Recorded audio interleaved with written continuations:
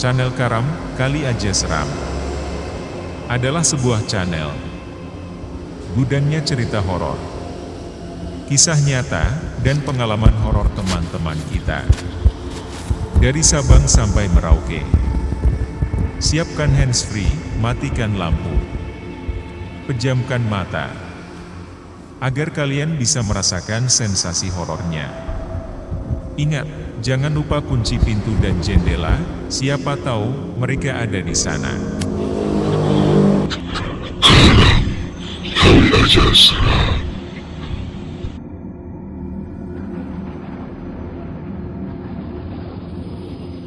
Andong pocong, delman dengan kusir dan penumpangnya pocong. Pernah dengar? Gak, teman-teman? Teror andong pocong yang dulu pernah menjadi momok sebagian rakyat Jawa Timur. Kisah ini pernah ada ketika aku masih SD kelas 6 sekitar tahun 2000. Zaman belum ada yang punya HP di desaku. Dan yang punya telepon rumah hanya orang kaya. Satu desa yang punya telepon cuma satu rumah. Desaku pernah terteror oleh hantu satu ini. Alkisah di sebuah tempat berdirinya kerajaan Majapahit. Entah siapa yang pertama kali menghembuskan cerita ini. Katanya, siapapun yang melihat andong pocong akan mati. Konon andong pocong ini milik seorang dukun yang sedang cari tumbal. Tapi kebenarannya tidak bisa dipastikan. Benar atau tidak kisah tersebut, yang pasti membuat seluruh penduduk desaku enggan beraktivitas di malam hari tepatnya setelah maghrib. Bahkan karena berita itu, musola tiap RT menjadi sepi jamaah terkadang Isya, gak ada jamaahnya sama sekali. Hanya azan sebuah tanda bahwa sudah waktunya Isya, gitu aja. Berita ini pun sukses membuat orang tua yang punya anak kecil melarang bermain setelah maghrib termasuk aku. Gak berani keluar walau hanya sekedar ngecek sekitar rumah. Sepi sunyi senyap itulah keadaan desaku menjelang maghrib hingga azan subuh tiba. Di suatu hari tepatnya aku lupa hari apa, perasaan hati gak enak. Setelah maghrib, aku berkumpul di kamar bersama ibu dan kedua adekku. BTW ayahku seorang sopir kontainer luar provinsi. Jadi gak setiap hari pulang bahkan bisa dikatakan jarang pulang. Bu, kok perasaanku gak enak? Ya, tumben anginnya kencang. Aku membuka omongan dengan posisi ibu ngeloni adek bungsuku. Sudah, gak apa-apa, kamu udah pipis? Tanya ibu setelah adekku tertidur semua. Belum bu, kataku sambil menarik selimut. Sungguh aku ada rasa takut dengan perasaan was dan gak enak ini. Serasa ada yang mengganjal di hati. Nunggu azan Isya aja. Ya, kita pipis abis itu jangan minum air putih lagi. Saran ibu. Ada alasan kenapa kami pipisnya nunggu terdengar azan. Karena penduduk desa turun-temurun percaya jika terdengar azan, setan, jin, hantu gak akan pernah menampakkan dirinya. Rumahku dulu terbuat dari anyaman bambu. Bahasa Jawanya gedek. Dengan posisi kamar mandi di luar rumah. Jarak sekitar 5 meter. Gak ada lampunya jadi harus bawa senter. Dan ketika pipis malam, ibu selalu ngomong, ini pipis terakhir. Yang artinya kalau aku pingin pipis lagi, ibu gak akan antarin kecuali terdengar azan subuh. Makanya ketika abis maghrib aku gak boleh makan dan minum karena kalau tengah malam pingin pipis bab. Kalau itu terjadi, harus berangkat sendiri. Bu, sudah terdengar azan Isya. Ayo kita pipis. Keburu azannya selesai, aku membangunkan ibu yang hampir tertidur, agar segera bangun. Ibu membuka pintu belakang. Nampak gelap gulita. Gak ada cahaya bulan ataupun bintang. Di desa kami kala itu rumah jaraknya masih berjauhan. Listrik pun masih patungan dengan tetangga. Jadi seperti sadar diri pakai lampu sehemat mungkin. Saking hematnya, Halaman belakang atau teras depan aja rata gak ada lampunya. Takut ngabisin meteran. Kami pipis bergantian.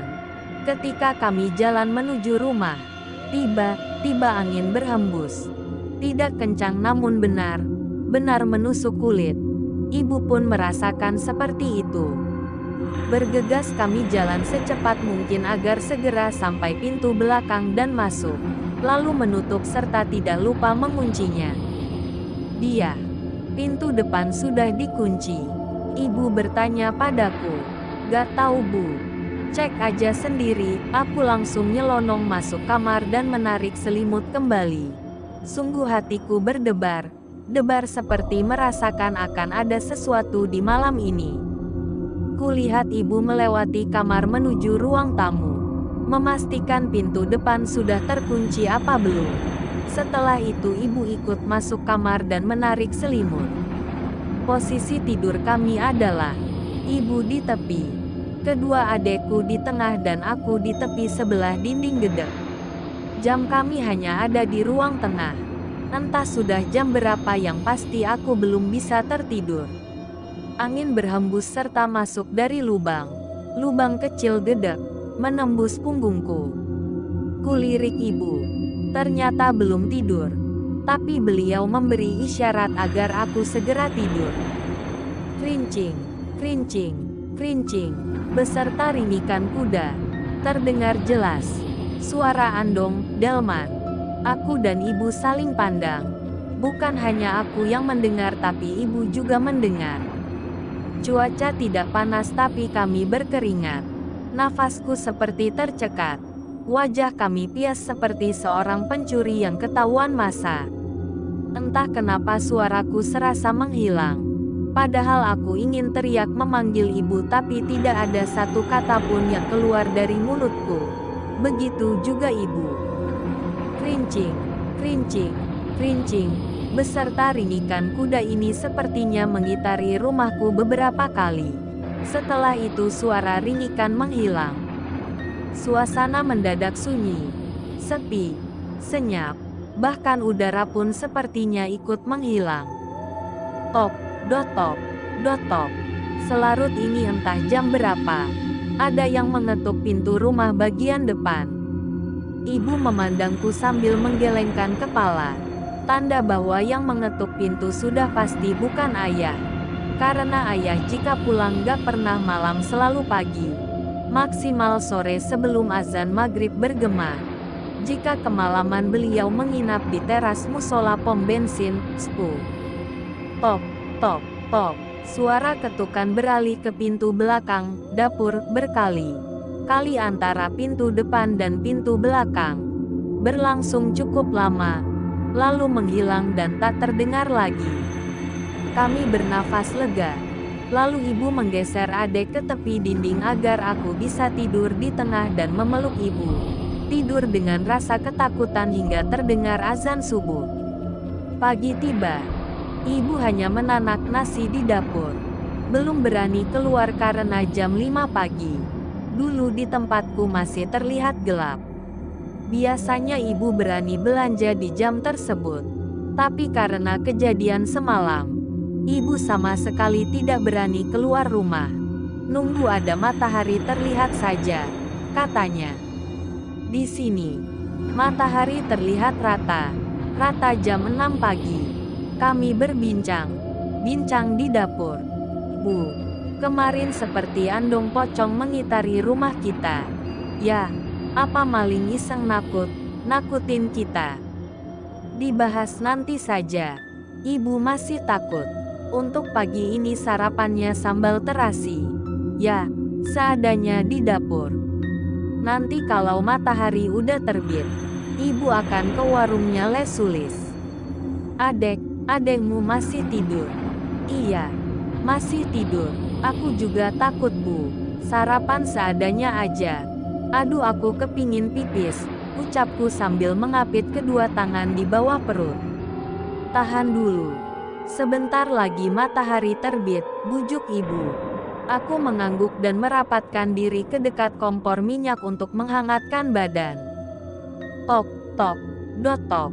Ketukan pintu dapur mengagetkan aku dan ibu. Saking kaget dan takutnya kami gak bisa bergerak. Detak jantung semakin liar.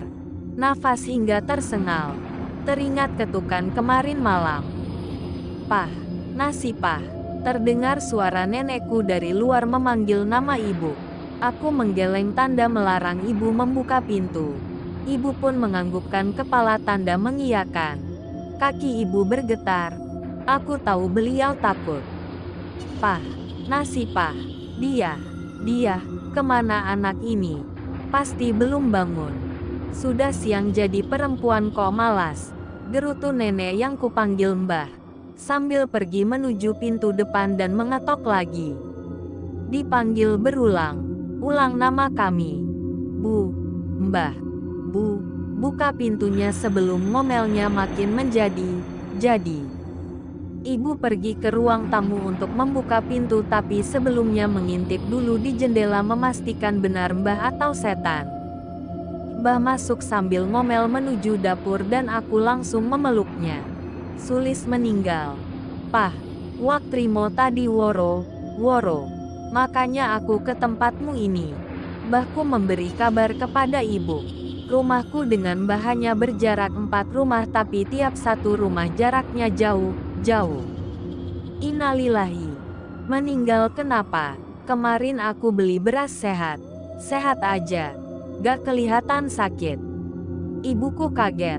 Aku yang mendengar ikut kaget. Kata Wak Trimo. Meninggalnya gak wajar. Melotot seperti kaget ketakutan. Meninggal di pintu depan.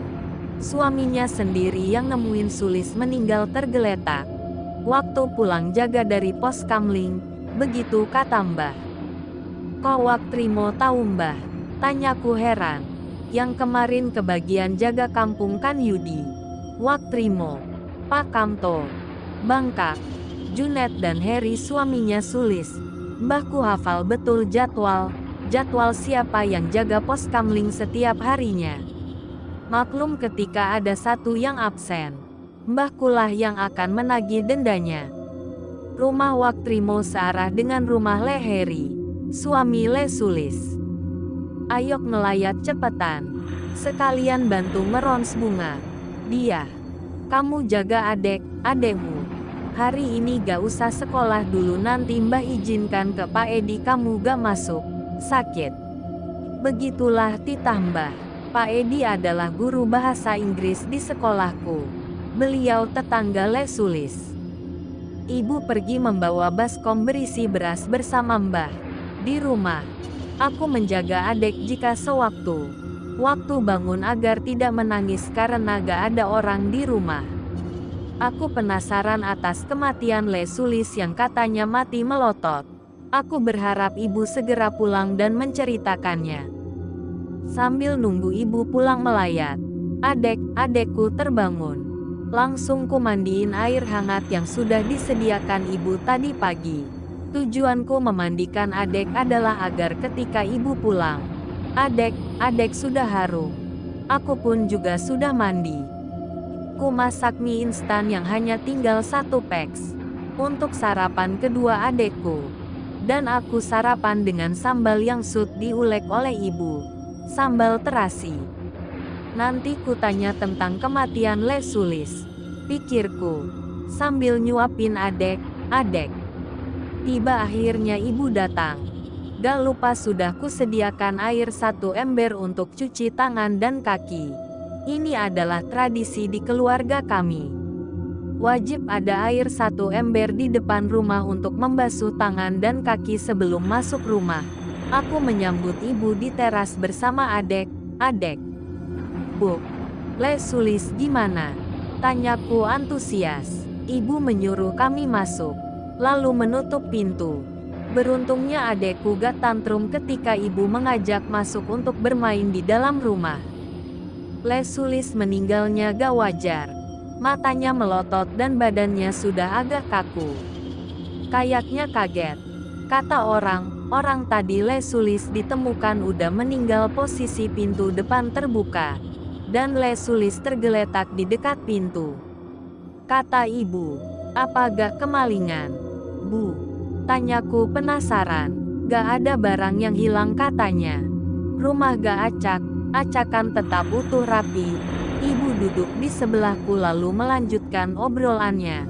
Dia, kamu ingat kemarin kita dengar suara Andong?